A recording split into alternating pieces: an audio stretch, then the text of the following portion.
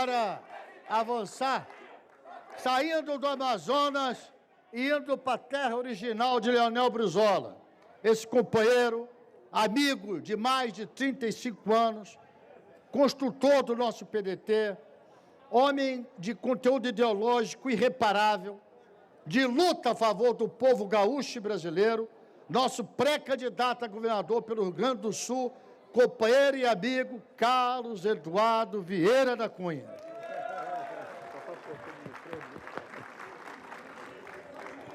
Prezado presidente, Carlos Lupe, nosso comandante, minhas companheiras e meus companheiros, candidatos a governadora e a governador do Estado, é um dia histórico que o nosso Partido Democrático Trabalhista está vivendo hoje. Quando apresentamos para o Brasil alguém que está preparado para ser o grande presidente que o nosso país precisa. Ciro Ferreira Gomes foi um dos maiores prefeitos de capital que o Brasil já teve na sua fortaleza. Foi um dos melhores, competentes e realizadores governador do estado do Ceará. Ciro Ferreira Gomes, que tem compromisso com os ideais trabalhistas. Significa dizer que nós estamos oferecendo ao Brasil um candidato comprometido com as mudanças profundas que o nosso país precisa para que possamos viver num Brasil com igualdade de oportunidades para todos. E jamais chegaremos a isso se não tivermos na presidência da República um trabalhista que tenha compromisso com a prioridade das prioridades, que é a educação. Há pouco estivemos aqui, Lupe, inaugurando a estátua do nosso grande líder fundador, Leonel Brizola. Brizola me dizia: Vieira, eu quero me inscrever no Guinness Book, livro dos recordes, porque eu duvido que um governador tenha construído tantas escolas como eu construí quando governei o Rio Grande do Sul. Foram 6.302 escolas em apenas 4 anos de governo. Se muitas delas não estivessem de pé até hoje, desafiando o tempo, era difícil de acreditar que um governador pudesse construir tantas escolas em tão curto período de tempo. Quando governou o Rio de Janeiro, Lupe, ao teu lado, ergueu 500 CIEPs, essa escola revolucionária, emancipadora, de tempo integral, que faz com que a criança realmente aprenda. Lá ela tem assistência médica, assistência odontológica, a segunda professora, esporte, enfim, tudo o que a criança pobre precisa para se tornar um cidadão. Por isso, ela é uma escola revolucionária. Ciro Gomes vai plantar essa semente do Brasil de amanhã, do Brasil justo, solidário e igualitário. CIEPs em todas as áreas de maior vulnerabilidade social do Brasil receberão essa escola emancipadora e revolucionária. Por isso, brasileiras e brasileiras, prestem atenção nesse candidato. O PDT está oferecendo ao Brasil o mais preparado para transformar esse nosso imenso país num Brasil para os brasileiros. Viva Ciro Ferreira Gomes, viva o PDT, é 12 até a vitória. Muito obrigado. Obrigado.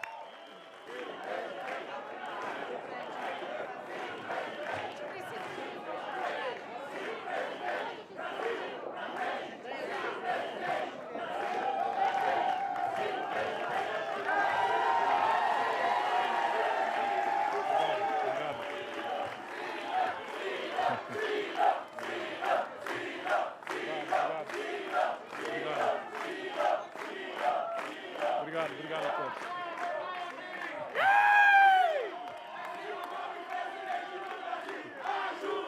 saúde. Antônio Henrique.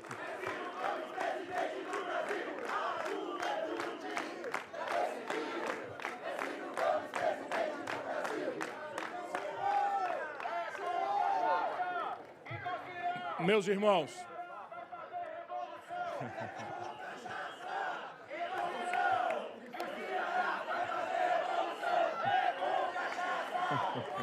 juízo.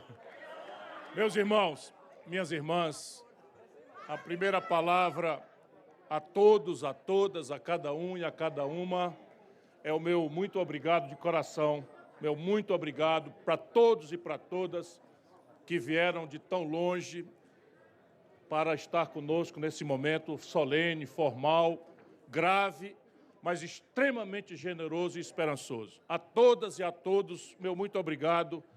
Tomem muito cuidado na volta, cada um de vocês são pessoas muito preciosas. Eu quero cumprimentar a todos e a todas, na pessoa do meu amigo e irmão, sem cuja liderança nós não estaríamos aqui. Carlos Lupe, militante número 1 do trabalhismo brasileiro, meu amigo e meu irmão, muito obrigado a você. Quero cumprimentar a todos os futuros governadores e governadoras, agradecendo a honra de lutar ao seu lado. Acho que é recorde no PDT de companheiros e companheiras que vão disputar o governo do Estado. Eu quero saudar a futura governadora do Distrito Federal, onde eu virei morar, Leila.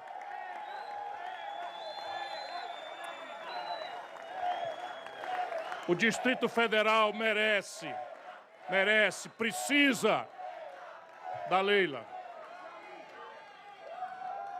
Todo o Brasil tem a minha gratidão, o meu carinho, o meu respeito, mas não posso esconder que é de lá que eu venho. Quero cumprimentar o futuro governador de todos os cearenses, Roberto Cláudio.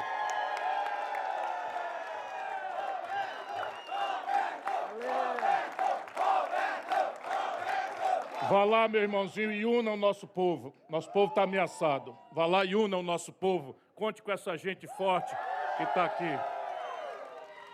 Eu quero cumprimentar aquele lugar onde nasceu o trabalhismo brasileiro para se projetar como a força mais importante do Brasil, o Rio Grande do Sul, na pessoa desse quadro extraordinário, homem do Ministério Público, dedicado à luta do povo gaúcho e brasileiro, meu companheiro Vieira da Cunha. É uma honra muito grande. Correr o Rio Grande, os Pampas, as Missões, a metade sul, o Norte, Caxias do Sul, a Serra Gaúcha, o Vale dos Sinos, ao seu lado, o futuro governador do Rio Grande, que merece e precisa desse homem. Obrigado. Eu quero cumprimentar esse jovem talento. É impressionante como ele, né, eu brinco pelo carinho que tem, o novo Silvio Santos, pelo carisma, pela simpatia, mas é uma pessoa que produziu resultados impressionantes, até na complexa e tormentosa questão da segurança pública. Há 10 anos não se mata um jovem negro na periferia de Santana do Parnaíba, o futuro governador de São Paulo, Elvis César. É uma alegria muito grande, meu companheiro. Vamos correr os Pampas, vamos correr todos os pedaços do Brasil. Mas se a crise tem uma sede, é São Paulo. E se o Brasil quer sair da crise, isso passa por São Paulo. Será tarefa nossa reunir aquele povo. Quero cumprimentar a essa mulher extraordinária que vem da causa do povo, na luta da justiça e que governará um dos estados mais complexos, de onde sai 8% da produção industrial do Brasil, embora tudo se faça contra o Amazonas. Carol Braz, é uma honra correr os igarapés da nossa linda Manaus até Tabatinga, aonde praticamente a holding do crime hoje nega a existência do Estado soberano brasileiro. Eu quero cumprimentar a esse extraordinário administrador público. Um exemplo, é absolutamente impressionante o que nós do PDT podemos mostrar em tempos de desmoralização da política. Quem quiser ver políticas públicas acontecendo em saúde de forma exemplar, em educação de forma exemplar, vá ver o testemunho de luta, de trabalho de Rodrigo Neves, com quem eu quero correr. O sofridíssimo estado do Rio de Janeiro. Povo carioca, povo fluminense, Não aceitem mais o terror da milícia, o terror da facção criminosa, a demagogia rasteira, a conversa fiada de uma esquerda de goela que nunca deu um dia de serviço a ninguém. Esse é o administrador Rodrigo Neves, pronto para unir o Rio de Janeiro e libertá-lo do crime organizado que hoje está no Palácio do Governo do Estado.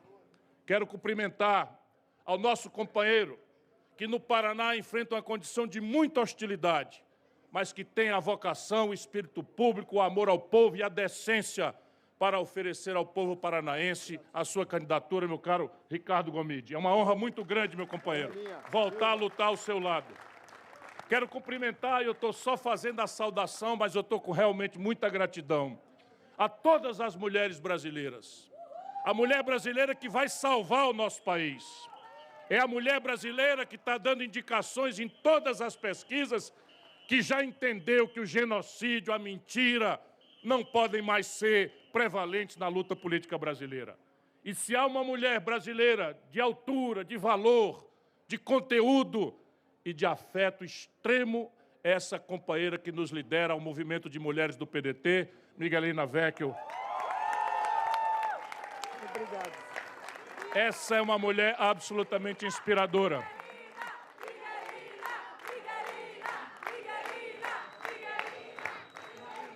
Quero cumprimentar a minha família, ao pequeno Gael, meu caçula, como a gente ainda está andando no jatão da Gol, né? O voo saiu de madrugada, eu achei que era impertinente trazê-lo.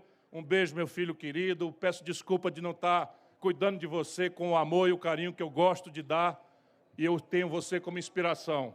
Mas a minha mulher, de todas as horas, o amor da minha vida, Gisele. Meus filhos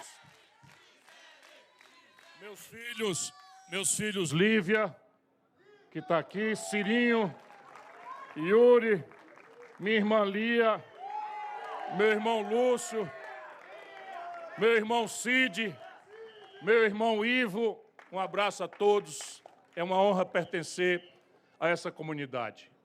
Mas vamos aqui a umas falas para além daquilo que me dita o meu coração grato, meu coração esperançoso. Queridas companheiros, queridos companheiros, não me cabem... Faltou a Maria Clara, minha netinha, claro, né? Minha netinha Maria Clara, vem aqui. Essa é a minha neta. O Gabriel é muito pequenininho, não dá ainda para ver. Dá a mão para o pessoal aí falar. Como é? Faz... Obrigada, Brasil! Eu sou, pode acreditar, o homem pessoalmente mais feliz. Eu dizia, queridos companheiros, não me cabem nesse momento outras palavras senão agradecer. Agradecer e enaltecer.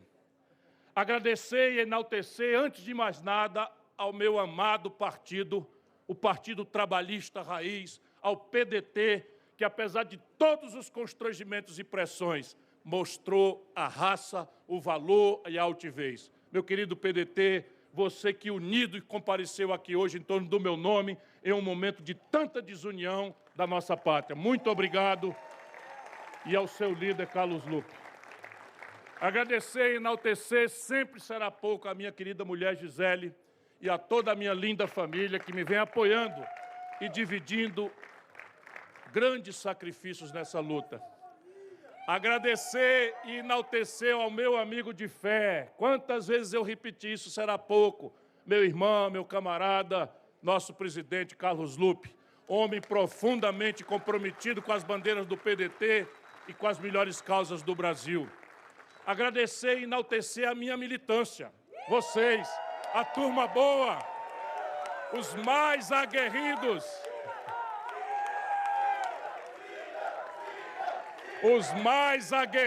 combatentes no debate das ideias e da paz democrática, amigo Gerardo. Agradecer e enaltecer a toda a minha equipe pela dedicação e empenho. Professor Nelson Marconi, professor Mauro Benevides Filho, meu caro João Santana, enfim, a toda a equipe de pessoas que vocês veem que preparam com tanto esmero cada passo da nossa luta. Agradecer e enaltecer ao povo brasileiro por manter essa nação viva e por ter tido a paciência, estar tendo a paciência de escutar a minha mensagem. E agradecer e enaltecer, sobretudo, a Deus, que na sua infinita sabedoria e misericórdia tem me protegido e me dado alento, inspiração para seguir sempre em frente. Na verdade, companheiros e companheiras, cada mal que contra mim se levanta acaba me fazendo um grande bem, e ao onipotente Deus superior que eu agradeço tudo isso. Minhas irmãs e meus irmãos, permitam-me começar a minha fala, que já vai se iniciando mais longa do que eu planejava, revelando uma conversa particular que eu tive com um amigo há poucos dias, um profissional bem-sucedido, e ele me perguntava, e eu acho que eu devo repartir com vocês isso, porque diz muito do meu estado de espírito. Ele me perguntou: Ciro, o que é que leva uma pessoa experiente, sabedora das coisas como você, querer ser presidente desse Brasil de hoje? Um país tão cheio de dificuldades, tão mergulhado em tão graves conflitos. Talvez por delicadeza ele não tenha completado. E o que é que faz você prosseguir em uma candidatura com tantos obstáculos, cercada de armadilhas? Não faltam humilhações, aquelas que querem que o povo não tenha direito nem sequer de votar, antecipando aquilo que apenas hoje começa. Talvez ele, por delicadeza, não tenha me perguntado: tu não está vendo não que é difícil demais? Eu disse a ele 4 palavras que me moviam e quero repartir com vocês. As mesmas 4 palavras, e isso ele não sabe, mas alguns amigos que estão de longa data na luta comigo sabem. As mesmas 4 palavras que me moveram durante toda a minha vida: fé, paixão, coragem e desafio. Fé e paixão pelo Brasil. Fé e paixão pelo Brasil, pelo povo brasileiro e pela política, que é a linguagem da democracia. Coragem para enfrentar qualquer tipo de risco ou cara feia. E espírito desafiador, capaz de desafiar qualquer desafio. Esse jogo redundante de palavras, desafiador, capaz de desafiar qualquer desafio, não é mote do repente de algum cantador nordestino, cearense, mas um talismã poético da minha vida de brasileiro e nordestino. Com ele eu nasci, com ele eu cresci e com ele certamente, espero que demore um pouco, morrerei algum dia. Venho de uma estirpe que sintetiza 2 culturas de trabalho e resistência. Estou me lembrando aqui dos meus velhos pais. Eu sei que eles estão aqui do meu lado. Eles estão aqui, presentes, na força que estão me dando. Minha mãe, brasileiros, que pelo fio do coração dos meus companheiros aqui nos ouvem no Brasil inteiro, pela internet, pela imprensa. A minha mãe era do interior de São Paulo, território que acolheu imigrantes de vários cantos do mundo, imigrantes de muitas partes do Brasil. O meu pai, também muito sofrido e pobre, conheceu minha mãe ainda muito pobre, quando migrante nordestino, que fora para as terras paulistas em busca da sobrevivência.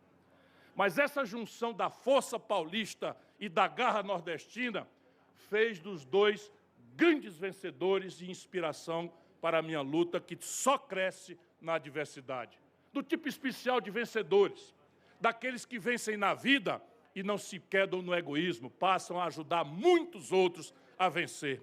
Eu sou de uma geração que acompanhou ainda ali, na primeira infância, do final glorioso do governo de Juscelino Kubitschek, onde tudo dava certo nesse país.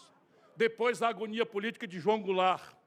E enfrentamos, a minha geração, na juventude, os tempos de chumbo da ditadura. Eu fui um político jovem, deixem que eu me reapresente a todos vocês, que teve os privilégios simultâneos de participar ativamente da reconstrução democrática do Brasil e lutar pela modernização de um Estado, o Ceará, meus irmãos e queridos irmãos cearenses. O Estado do Ceará, até então, era um dos mais pobres e politicamente atrasados do Brasil, o meu amado Estado do Ceará. Eu fui um dos humildes e jovens lavradores que ajudaram a replantar no solo brasileiro a sementinha da democracia. Essa plantinha tenra, tão definida na metáfora do grande Otávio Mangabeira, avô do meu dileto amigo e compadre e conselheiro, professor Roberto Mangabeira Unger. Essa plantinha tenra, que mais uma vez está sendo açoitada por tempestades, mas que vai sobreviver. Ainda muito jovem, eu tive o privilégio de lutar pela democracia. Vocês não têm ideia do meu privilégio e da minha honra. Ao lado de próceres do calibre de Ulisses Guimarães, Mário Covas, Franco Montoro. E olhem que honra e privilégio. Ali está a estátua dele, ao lado desse grande titã da vida pública brasileira, que mora no coração de todos nós, trabalhistas, pedetistas, meu amigo imortal Leonel de Moura Brizola. Fui colega do Brizola, governador, e tive a honra de ter tido dele o último voto em vida para a presidência do Brasil. No meu Ceará, eu tive a honra de ser o prefeito mais jovem da capital. E o desafio de reconstruir Fortaleza, ora, como eu lembro, completamente destruída pela incompetência de um partido que não sabia governar e que até hoje parece que não aprendeu direito. Depois vocês veem no Google quem é que me antecedeu no estado do Ceará. Qual partido? Em seguida, também como o governador mais jovem da história do Brasil, tive a dupla honra de continuar a obra modernizadora desse extraordinário amigo e irmão, Tasso Ribeiro Gereissati, e de acabar com a era dos coronéis no Estado e abrir como nunca espaço para as mulheres na vida pública, meu caro Lupe. Você sempre tão preocupado corretamente em garantir que o Brasil precisa superar a nossa cultura de patriarcado e de discriminação. Não obstante as repetidas fake news insistem em me chamar de coroné, tanto os filhos do Bolsonaro quanto a burocracia do PT repetem igualzinho essa mesma grosseria a esse humilde, coroné, um humilde soldado da luta democrática e da luta pelo desenvolvimento do Brasil. O mesmo soldado modesto da democracia que teve a coragem de assumir o Ministério da Fazenda a convite do grande injustiçado presidente Itamar Franco e ajudei a salvar o Plano Real, que começava a afundar, indo para o brejo pela especulação financeira, que fez, como sempre fez, da tragédia do povo, razão e causa da sua fortuna e egoísmo. Eu fui o ministro da Fazenda mais jovem da história do Brasil. Ficando velho, a gente vai se lembrando dos tempos da juventude. Mais jovem ministro da Fazenda da história do país, e mesmo em curto tempo de mandato, eu consegui estabilizar a economia, estou só me apresentando, acabar com o descontrole que reinava no sistema financeiro, cobrar impostos dos ricos sobre os lucros e dividendos, implantar a medida que permite a participação dos trabalhadores no lucro das empresas. Antônio Neto, presidente da Central Sindical, estava comigo ali na vizinhança do fim do ano de 94. Criei a taxa de juros de longo prazo para permitir que o investimento no Brasil não sucumbisse, como está sucumbindo hoje, às mais perversas e escorchantes taxas de juros do mundo. Bom, como eu fiz em todos os cargos públicos que eu ocupei, estou me apresentando ao povo brasileiro, e o farei em qualquer outro que eu venha ocupar. Eu deixei o Brasil com pleno equilíbrio nas suas contas. Como governador e prefeito, nunca, nem um dia sequer, gastei mais do que arrecadei e nunca tive um só dia de déficit fiscal. Nenhum outro político brasileiro pode dizer isso que eu estou dizendo ao povo brasileiro nesse momento. Apesar de todo o empenho de como enfrentei e corrigi déficits financeiros, acreditem, a minha maior luta, permitam-me a imagem de discurso, foi sempre contra o déficit social. Para a tristeza dos brasileiros, o Brasil está perdendo feio a luta nessas duas frentes. O seu déficit financeiro e o seu dramático déficit social aumentam a cada dia. E no círculo vicioso da incompetência, do oportunismo e da bandidagem, tenta-se sempre corrigir um, agravando o outro. Sem falar do agravamento do déficit moral, que contamina historicamente as nossas relações políticas. Ou seja, somos vítimas, os brasileiros, mais do que nunca, da falta de vergonha, do roubo e da exploração da pobreza, dosados pela insensibilidade e mediocridade de uma classe dirigente inescrupulosa e incapaz. Minhas irmãs e meus irmãos, nunca, e eu conheço essa pátria, nunca o Brasil empobreceu tanto e tão rápido, material e espiritualmente, como nos últimos anos. Por isso, o compromisso que eu assumo perante o meu partido, que acaba de me honrar com a indicação à presidência da República e principalmente com o povo brasileiro, que eu espero me dê a honra de me eleger o seu presidente. É lutar contra essa realidade cruel, para vencermos juntos essa batalha de vida ou morte para a maioria do povo trabalhador do país. Nunca o país teve um presidente tão insensível e incompetente como o que ocupa atualmente o Palácio do Planalto. Fora Bolsonaro!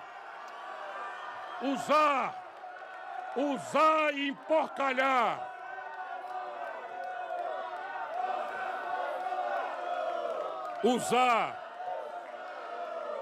Usar e emporcalhar. Usar e emporcalhar são os melhores verbos para definir o seu método de permanência. Porque ele não trabalha. A imprensa não chama tanta atenção, mas ele é um grande preguiçoso. Não trabalha, não pensa, não executa nenhuma ação em favor do povo brasileiro. Ele apenas usa como pocilga o belíssimo palácio desenhado por Niemeyer. E parece estar disposto a tudo para fazer dele seu acampamento de guerra híbrida. Eu viajo pelo Brasil inteiro e pergunto às pessoas: vocês conhecem algum grande hospital, uma escola, uma estrada que Bolsonaro tenha feito aqui no seu estado? A resposta é um sonoro não. Pergunto a eles, aos brasileiros, por aí afora, por onde ando: vocês conhecem alguma fábrica, algum grande investimento que Bolsonaro tenha trazido para o seu estado? A resposta é outro sonoro não.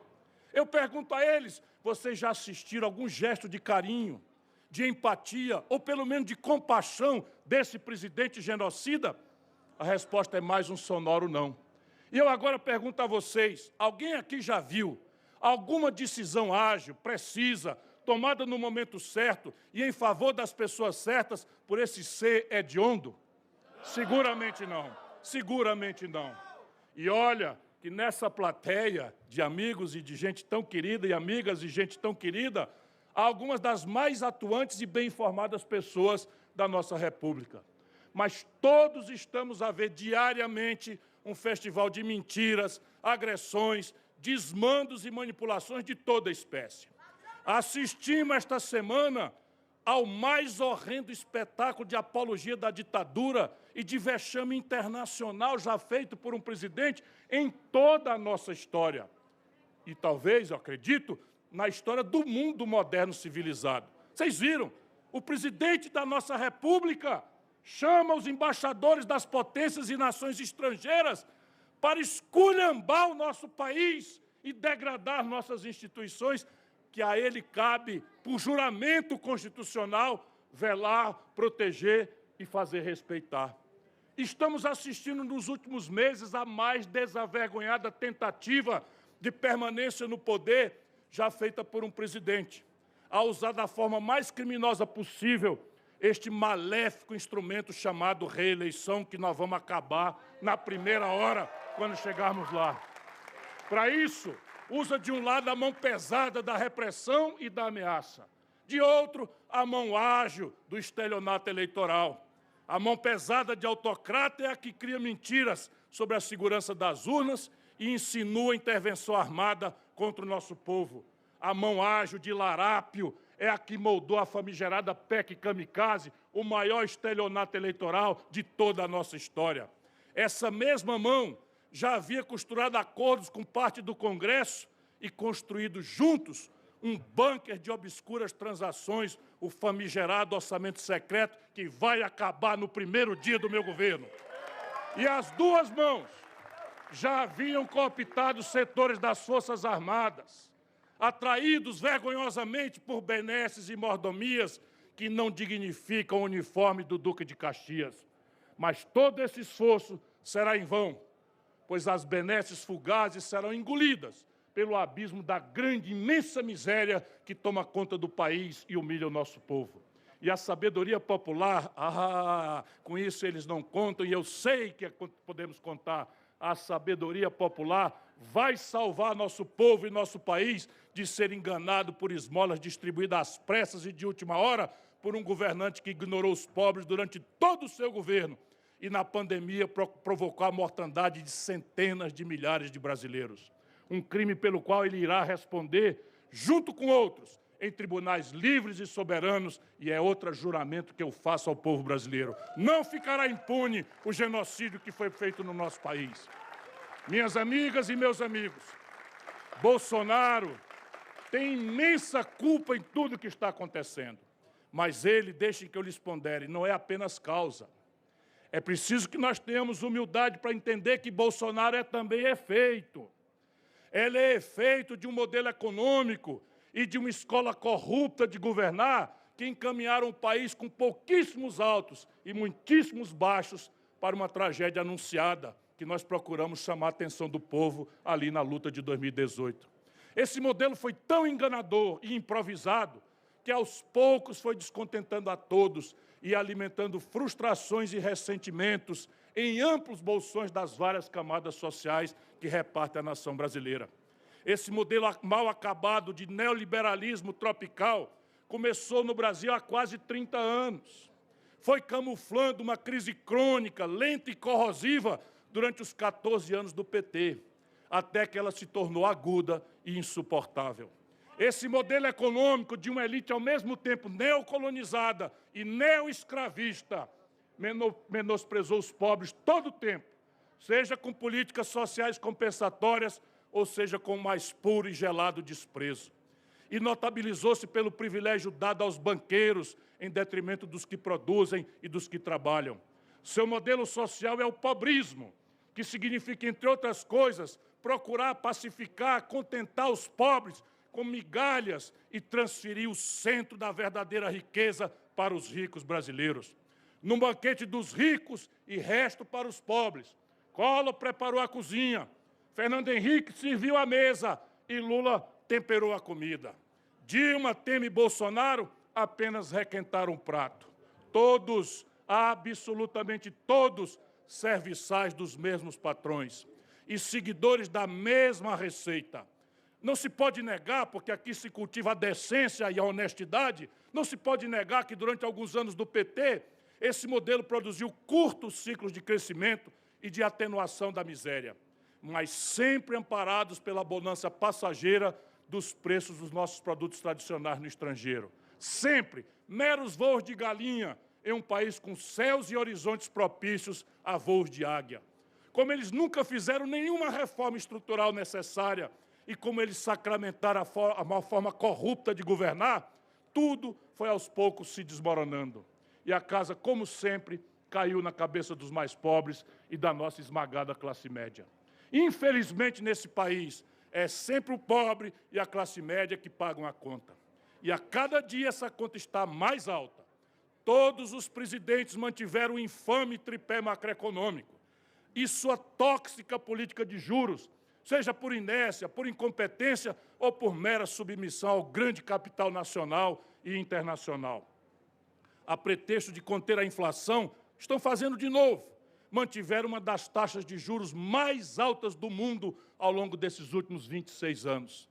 A pretexto de melhorar a arrecadação e a eficiência do Estado, montaram um dos sistemas de impostos, um dos sistemas tributários mais burros e injustos do planeta Terra, onde o pobre paga muito mais do que o rico e quem produz paga muito mais de quem especula.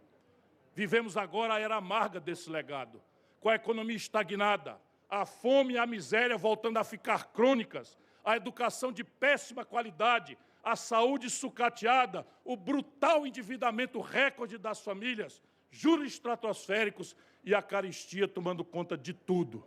Hoje, companheiros e companheiras, brasileiros, meus irmãos, brasileiras, minhas irmãs, mais de 31 milhões de irmãos e irmãs brasileiros estão passando fome. 125 milhões dos nossos seres humanos. Não é possível que a classe dirigente brasileira, de uma vez por todas, tenha trocado no peito o coração por uma pedra. 125 milhões não estão conseguindo fazer sequer as 3 refeições diárias num dos países que mais produz comida de todo o planeta. 104 milhões vivem só com R$14 ou menos por dia.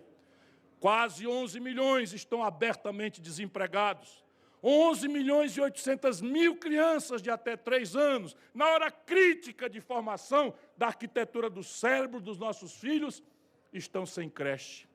E 66 milhões e 600 mil pessoas estão humilhadas, penduradas no SPC e no Serasa. A classe média, que diminui cada vez mais, sofre também com as mensalidades do plano de saúde que saíram de controle, mensalidades escolares, aluguéis ou prestações da casa própria. Há um dado bastante curioso e significativo nisso tudo.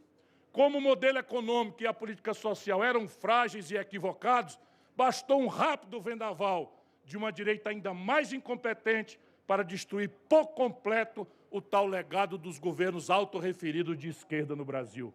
Um legado de uma fragilidade tão assustadora para quem governou pela generosidade do povo brasileiro por longos 14 anos. Foram 14 anos de oportunidade em que a população brasileira deu ao PT a chance de mudar o Brasil. E aí está o legado. Mesmo assim, eles estão pedindo agora para voltar. Será para produzir mais enganações e inconsistências? Qual é o milagre que pode conseguir que eles façam em 4 anos aquilo que não fizeram em 14 anos? Nenhum milagre pode garantir isso, até porque os santos, ponham muitas aspas nisso, são os mesmos. E eles estão até muito piorados. Olha, eu vendo aí as fotografias dos acordos, dos conchavos, da falta de escrúpulo com que chama o povo brasileiro para lutar contra o golpe, para no dia seguinte estar abraçado e beijando na boca com toda intimidade aqueles que promoveram o golpe. Estão mais desatualizados, mais arrogantes, prepotentes e alguns até mais vorazes. Os mais gulosos, lá no Ceará tem os mais gulosos com a síndrome de abstinência de quem ficou fora da comilança por algum tempo, querem se lambuzar de novo, sob o olhar faminto de milhões de brasileiros. Que grande ironia eles pedirem para voltar, alegando que vão fazer agora o que não fizeram. Que triste que tente se aproveitar da sofrida, fraca memória das pessoas para dizer que realizaram uma obra que nunca foi realizada.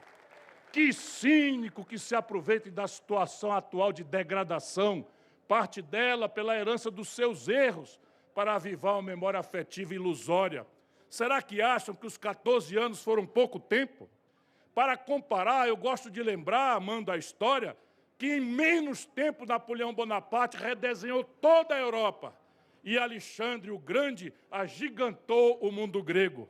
Mas para não ir tão longe, vejam a obra de Getúlio, ou mais próximo, vejam a obra de Juscelino.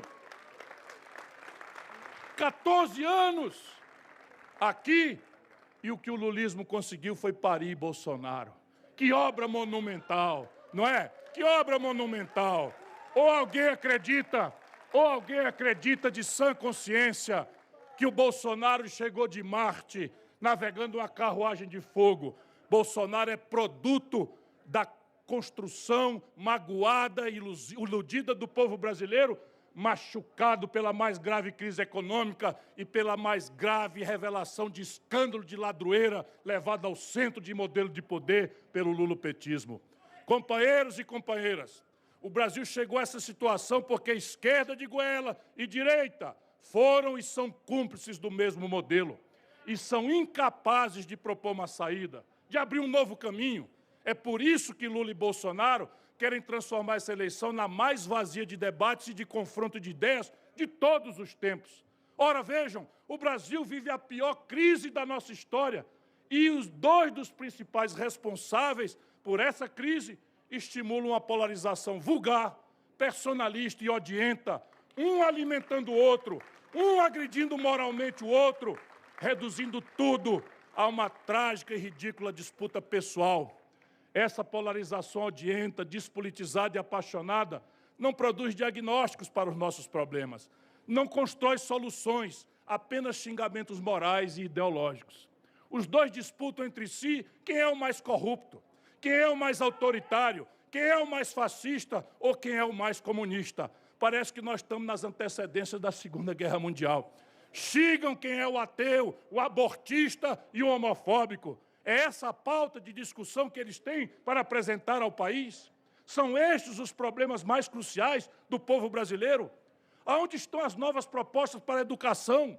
O Brasil está perdendo a corrida da economia do conhecimento, do mundo digital, estão regredindo em matéria de educação, ciência, tecnologia e cultura. A saúde, cadê a proposta para um povo que está passando a dificuldade que o nosso povo está passando? Cadê as ideias, o debate, o diagnóstico sobre a segurança pública, num país em que o espinho do medo está espetado no coração de todas as famílias e as periferias estão aterrorizadas pelo combate das facções criminosas que se sediaram no país sem nenhuma inovação institucional ao longo dos últimos 20 anos e sem aventar um centavo proporcionalmente o orçamento, minha cara Marta Rocha, dispendido pelo setor público no enfrentamento da violência. Como é que farão o país crescer e gerar mais empregos? É insultando um de comunista e outro de fascista? Isso não gera emprego, não bota comida no prato de ninguém. Como é que eles pensam para fazer a recuperação da indústria nacional que está sendo destruída? O que é que eles pensam fazer para o futuro da Amazônia? O Brasil está perdendo o controle sobre o seu território. O que é que vão fazer para controlar a inflação, sem produzir recessão, como estão produzindo, e para baixar os preços sem gerar desabastecimento? Vão matar a fome dos pobres distribuindo picanha e cerveja? Vão resolver o problema da segurança distribuindo arma para todos? Vão acabar a corrupção convidando os mesmos corruptos para que continuem, para que fiquem onde estão, como faz o Bolsonaro? Ou chamando aqueles velhos e manjados corruptos de volta, como despudoradamente Lula está fazendo? Esse vazio de propostas e esse deserto de debates formam, sim, o painel da maior fraude eleitoral da história. Este, sim, é o maior crime de lesa-pátria de todos os tempos. Essa postura de Bolsonaro e de Lula não é apenas uma zombaria com o destino do povo brasileiro, como também uma seríssima ameaça de que o caos possa tomar conta do país. Que o Brasil vire uma antinação, um estado zumbi, um acampamento de eternos miseráveis a despertar a cobiça ou a mera compaixão do mundo. Minhas amigas e meus amigos, o atual quadro político é tão surreal e trágico que uma boa forma de o explicar e de abrir os olhos das pessoas é utilizar a literatura de terror. Estamos vivendo uma realidade que mistura os ambientes e personagens dos célebres romances O Frankenstein, da Mary Shelley, e O Médico e o Monstro, do Stevenson. Lula está escrevendo uma versão política do Médico e o Monstro, e Bolsonaro rascunha uma versão grotesca de mau gosto do Frankenstein. Igual ao médico Dr. Jekyll, Lula, que gosta de brincar de Deus, está gerando um monstro. Bolsonaro, que gosta de brincar do diabo, Belzebu, como o Lupe fala, né, está recolhendo os cacos do pior que restou da política brasileira e montando um Frankenstein. Os dois estão causando um mal terrível à política brasileira e estimulando seus seguidores a criar e estimular duas versões maniqueístas e doentias na política. Isso é trágico, do bem absoluto e do mal absoluto. Por isso que estão se matando pessoas inocentes. Por isso estão se matando pessoas inocentes pelo Brasil afora. Cada um diz que tudo de bem está do seu lado e tudo de mal está do lado do outro. É o nós contra eles, em versão mista de farsa e de tragédia. Pelos seus erros, Lula parece ter saído da prisão para aprisionar o Brasil em uma camisa de força. Por sua péssima índole, Bolsonaro, que chegou ao poder pelo voto, quer usar o voto para destruir as eleições e a própria democracia. Para isso, está fazendo uma criminosa engenharia reversa com a máquina mais modernizadora do nosso sistema eleitoral, a urna eletrônica. Os seguidores dos dois lados ouvem a música encantatória dos seus líderes e mergulham em uma espécie de transe coletivo, envoltos irracionalmente em um neurótico conflito político que pode destruir o país. No fundo, estamos vivendo uma versão repetida, piorada e ampliada das eleições de 2018. Será, meus irmãos e minhas irmãs, que o Brasil não percebe isso? Será que intelectuais, artistas, políticos tão maduros e competentes vão continuar embarcados nesse Titanic? Minhas irmãs e meus irmãos, todos nós sentimos hoje na pele as consequências das eleições de 2018. Nós não temos o direito de fazer o Brasil repetir esse erro dramático, tentando equivocadamente corrigi-lo com um sinal invertido. Primeiro, porque reduzir o debate a um embate pessoal é aumentar o clima de violência que divide o país. Segundo, porque trocar pessoas, mesmo que de ideologias diferentes, mas que na essência praticam o mesmo modelo, é repetir o erro que vem sendo cometido há décadas e que levou o Brasil a viver o que estamos amargando hoje. Só se pode unir verdadeiramente um país e garantir paz duradoura em torno de um novo e generoso projeto e de novas e generosas ideias. E só podemos salvar o Brasil se sairmos do atual modelo econômico e se aniquilarmos de uma vez por todas a forma corrupta de governar o nosso país. Lula e Bolsonaro não defendem e não podem defender esse rompimento, porque se apoiam nesses dois mecanismos apodrecidos. Nesse ponto, com todas as suas diferenças, eles são muito parecidos. Mudam apenas configurações, simbologias e emoções do mesmo modelo. Eu procuro ser completamente diferente. Eu quero unir o país em torno de um novo projeto e não em torno da minha personalidade. Tenho trabalhado esse projeto há anos, com a ajuda de centenas de estudiosos de várias áreas e correntes. Com o Projeto Nacional de Desenvolvimento, nós vamos vencer inúmeros desafios. Ele está todo detalhado no livro, que muitos carregam, para minha alegria, nas nossas reuniões. Projeto Nacional, o dever da esperança. Olha, alguma coisa muito importante está acontecendo no Brasil. Vendemos já mais de 200 mil exemplares. 200 mil pessoas compraram esse livro e isso é o que é um legado que já me basta e me dá muito orgulho ajudar a construir uma corrente de pessoas lúcidas que não sejam zumbis, vítimas de manipulações carismáticas.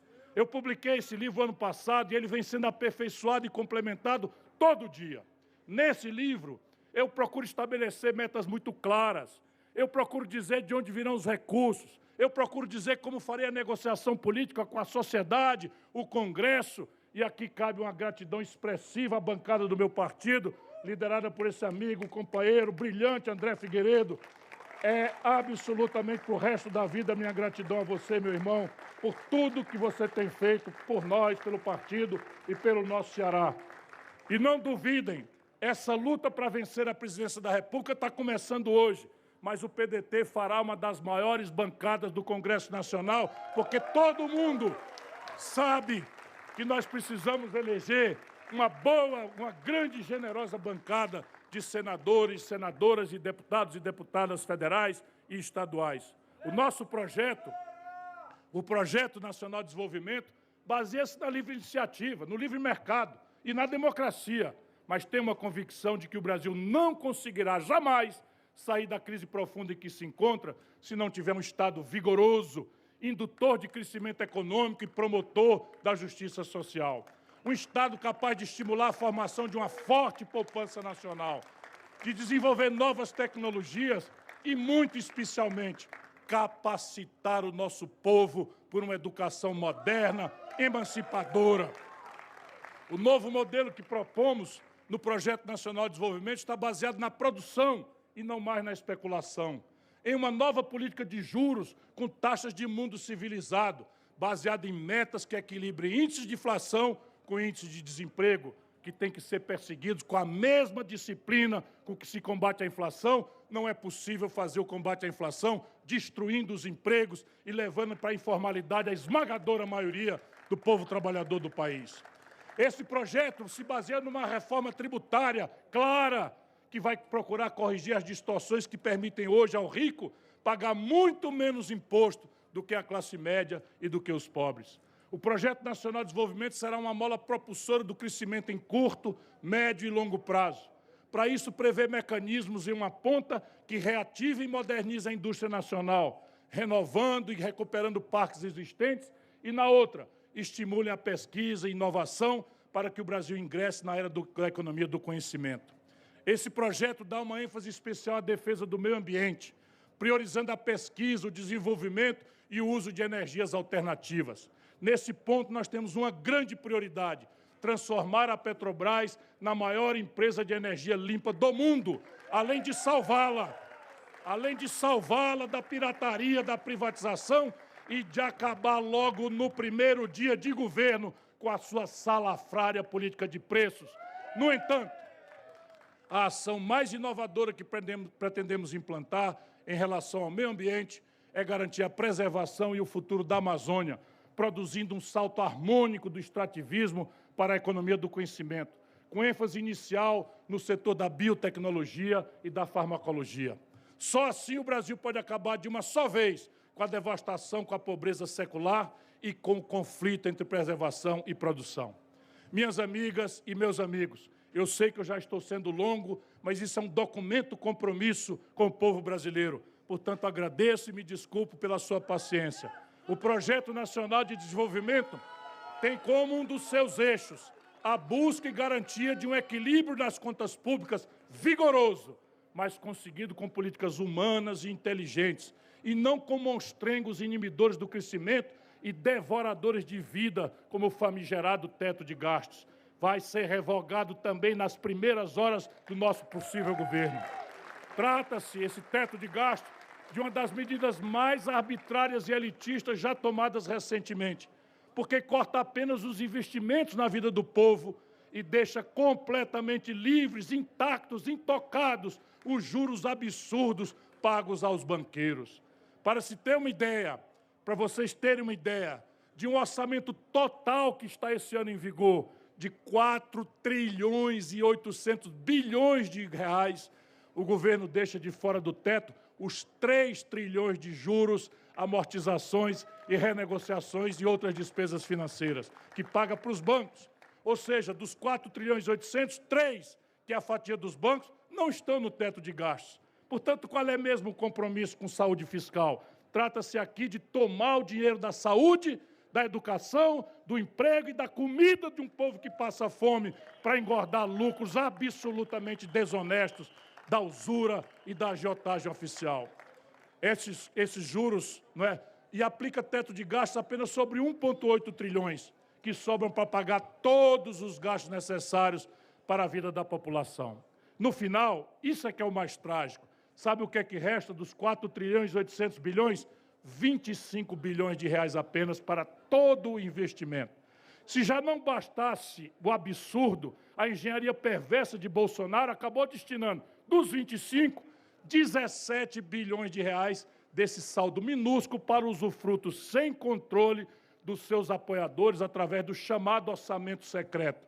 Já começou. Hoje tem a missão da Polícia Federal desvendando a Codevasf, mas é só olhar, tirante alguma exceção, todo este orçamento secreto, tirante alguma exceção, que a gente tem sempre que ter o cuidado, é para político salafrário roubar, dispersando o dinheiro do povo brasileiro.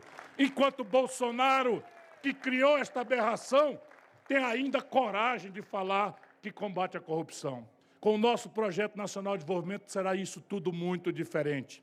O Estado Nacional voltará a ter estratégia de desenvolvimento e irá conduzi-las através de maciços investimentos em infraestrutura e em áreas sociais, livrando-se da ilusão de que nosso crescimento virá somente de investimentos privados ou um mito estrangeiro. Mito porque nos condenou ao fracasso, especialmente nos últimos 11 anos. Faz 11 anos que o Brasil não cresce nada pela primeira vez em 120 anos. 3 anos de Bolsonaro, 7 anos de PT, o mesmo modelo. Esse novo modelo que eu defendo será baseado não mais no favorecimento dos mais ricos e nem em conchavos e esquema de corrupção, mas sim na ampla mobilização popular e no diálogo transparente e honesto com todas as forças produtivas e políticas empenhadas em mudar o Brasil de verdade. O Projeto Nacional de Desenvolvimento vai promover reformas concretas e imediatas, que negociarei nos primeiros 6 meses de governo com o Congresso Nacional, com os senhores governadores e com os senhores prefeitos. Para facilitar a negociação séria, honesta e transparente, eu vou propor, a partir de mim mesmo, o fim da reeleição, abrindo mão desse direito, sem acrescentar um só dia ao meu mandato. Será o fim dessa praga que está matando a democracia brasileira. E para retomar o ritmo de crescimento e investimento, eu vou incorporar essas primeiras medidas à renegociação das dívidas de todos os estados e municípios. A maioria hoje dos estados brasileiros, como é o caso do Rio de Janeiro, de São Paulo, do Rio Grande do Sul ou das Minas Gerais, à beira da completa insolvência. Os pontos de impasse serão submetidos a referendos populares. Ao invés de comprar ou se vender para o Centrão, todo impasse convocará o povo brasileiro para votar diretamente através de referendos populares, instrumento previsto na Constituição brasileira, mas que a nossa elite quase nunca deixa que se use, porque o que tem limitado o povo a participar é apenas nas eleições. Que agora, inclusive, essas eleições estão sob ataque desse tiranete de plantão. Minhas queridas e meus queridos, muito eu tenho exposto e discutido sobre o Projeto Nacional de Desenvolvimento nos últimos meses e pretendo avançar muito mais nessa campanha. Para não me alongar muito mais do que já fiz, volto a pedir desculpas e a agradecer o carinho e a generosidade, mas é um documento que eu quero assinar num país que está fugindo do debate. Eu quero, para não me alongar mais do que já fiz, rápidos tópicos desse projeto nacional, que todos poderão ver mais detalhados e poderão me ajudar a partir do meu livro, do site, centenas de vídeos espalhados na internet, e é papel da militância com os materiais novos que apresentaremos na campanha. De forma telegráfica que seja, eu vou repetir alguns rapidíssimo desses projetos. Taxaremos as grandes fortunas superiores a 20 milhões de reais. Mesmo com uma taxação moderada, prestem bem atenção, eu quero cobrar 50 centavos, meio real, a cada 100 reais das grandes fortunas superiores a 20 milhões de reais, e a arrecadação prevista é de 65 bilhões de reais por ano. Eu quero cobrar imposto de novo, como já fiz quando fui ministro, sobre lucros e dividendos dos grandes empresários. No mundo, apenas 3 países além do Brasil não cobram. Eu já cobrei quando fui ministro da Fazenda do grande presidente Itamar Franco. Só esta providência trará mais 50 bilhões de reais aos cofres do governo por ano. Como eu já falei antes, eu vou acabar com a famigerada política de preço dos combustíveis da Petrobras para que o brasileiro volte a pagar em real combustível que hoje compra com base na cotação do dólar no mercado internacional de petróleo. Essa decisão vai impactar todos os setores da economia, além do bolso de toda a população, mas em especial dos motoristas de aplicativos, caminhoneiros e taxistas, sem falar na dona de casa que não pode mais pagar o gás de cozinha. Ainda falando do bolso do povo, eu vou ajudar a resolver o endividamento de 66 milhões de brasileiras e brasileiros que estão com nome sujo no SPC e no Serasa, renegociando suas dívidas com abatimento grande e parcelamento a juros baixos. Para vocês terem ideia da importância dessa medida, eu lembro que o consumo das famílias responde por 60% do PIB brasileiro. Se elas estão sem crédito, sem renda ou sem emprego, é absolutamente impossível retomar o desenvolvimento, reativar a economia brasileira. Minhas irmãs e meus irmãos, o Projeto Nacional de Desenvolvimento não busca exclusivamente colocar a nossa economia de pé. Sua verdadeira meta e missão é colocar o nosso povo de pé, toda a nação de pé. Mas o Projeto Nacional virá, sobretudo, para devolver a dignidade, a esperança e a prosperidade ao povo mais pobre do Brasil. Por isso, ele vai convergir para dar suporte ao mais revolucionário programa de educação pública de toda a história brasileira. Assim como eu ajudei a provar que um estado pobre como o Ceará pode ter a melhor educação pública do país, eu quero ajudar a provar que o Brasil também pode, no médio e longo prazo, ter um dos melhores sistemas de educação pública do mundo. Se no Ceará, com muito planejamento e continuidade, levamos 25 anos para conseguir isso, a minha meta para o Brasil é estarmos entre os 10 melhores do mundo no espaço de 15 anos. Repito, o Brasil pode e deve estar entre os 10 melhores países do mundo em educação dentro de 15 anos. Muitos não acreditaram quando eu disse anos atrás que o Ceará teria a melhor educação pública do Brasil. Conseguimos isso porque nos unimos todos numa mesma causa. Para lograrmos esse êxito nacionalmente, temos que envolver toda a sociedade nesse esforço, cabendo ao governo federal liderar e articular, junto com governadores e prefeitos, um corpo técnico de excelência, conteúdo teórico de qualidade, novas formas de financiamento e uso de novas tecnologias de ensino. Além de criarmos normas pétreas com status da Constituição, nas metas e métodos da educação para que não possam ser modificadas por qualquer governante ou partido que venha a se suceder ao longo dos anos. Ou seja, educação não é obra de um só governo, de um só partido, de um falso salvador da pátria. Educação deve ser, sim, a salvação nacional. 3 braços serão fundamentais para realizar essa tarefa hercúlea e redentora, e eu os chamo a começar a se planejar para essa imensa revolução na educação. Professoras e professores, famílias e da estudantada do Brasil. E nesse país, em que tanto tem se falado em parceria público-privada, está na hora de se usar corretamente essa prática na missão mais gloriosa da nossa história. Só uma educação moderna e eficiente poderá garantir a melhoria de vida do nosso povo e a inserção do Brasil no cenário das nações mais desenvolvidas no mundo. Por isso, a grande revolução que o meu governo pretende fazer será a revolução na educação. Eu tenho uma grande equipe estudando o tema e preparando um amplo projeto a ser discutido com o mundo acadêmico e toda a sociedade, propondo mudanças na filosofia educacional, métodos e modelos. Para finalmente concluir, por favor, me perdoem, mas é um documento que eu quero deixar guardado para a história brasileira. Eu informo que muitos outros grandes projetos na área social e iniciativas de defesa dos interesses das camadas mais pobres serão também ancorados no Projeto Nacional de Desenvolvimento. Entre dezenas deles, destaco o Programa de Renda Mínima Eduardo Suplicy, que vai englobar os pagamentos feitos pelo Auxílio Brasil, Seguro-Desemprego, Aposentadoria Rural, BPC. Essa medida, associada aos programas de geração de emprego e renda, será decisiva para combater a fome e a miséria no Brasil. Minhas amigas e meus amigos, eu finalizo renovando a minha fé na democracia e na sua importância para a felicidade e a prosperidade do povo brasileiro. A plantinha tenra, descrita por Mangabeira, tem que crescer e ter a força simbólica do pau-brasil e a concretude, o porte, a altura, a firmeza dos gigantes das nossas florestas, como a sumaúma, o jequitibá, o angelim vermelho, a peroba rosa e a gameleira. Ô Brasil, como eu te conheço, meu querido país! Não haverá serrote, não haverá serra elétrica, não haverá baioneta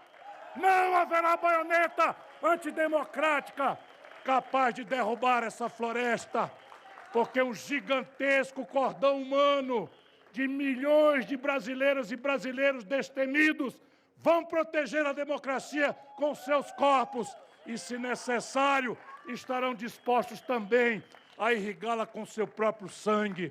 Eu estarei na linha de frente dessa luta de defender a democracia, tendo ao meu lado a pessoa que será minha vice e que, tenho certeza, também trará alegria a vocês e esperança ao Brasil.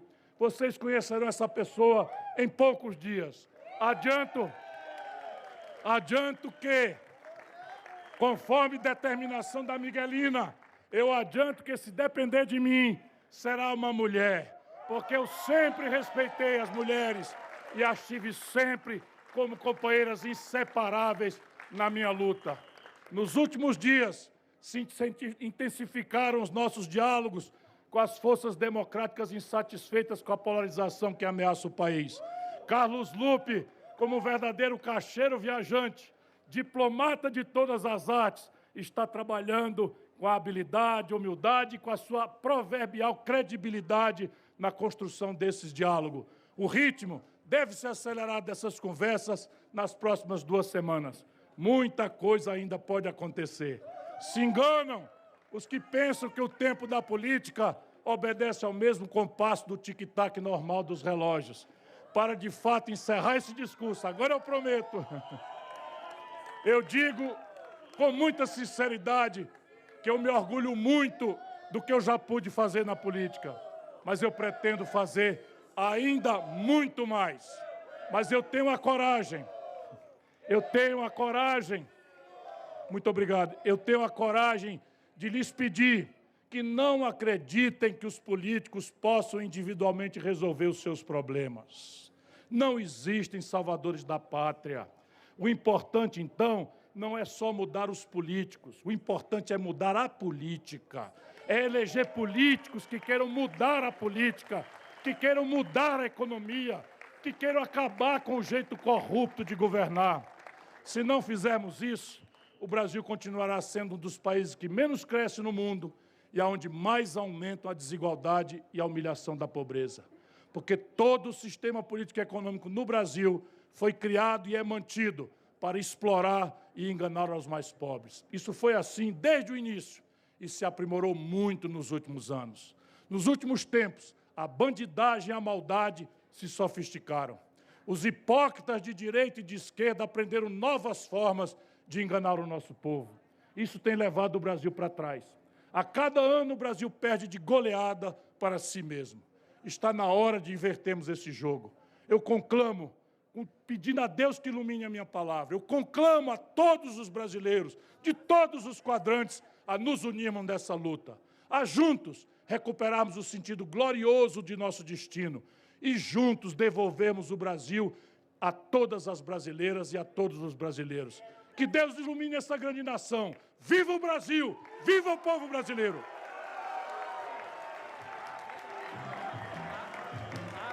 Ciro, toma sua água, parceiro. Vamos fazer essa foto.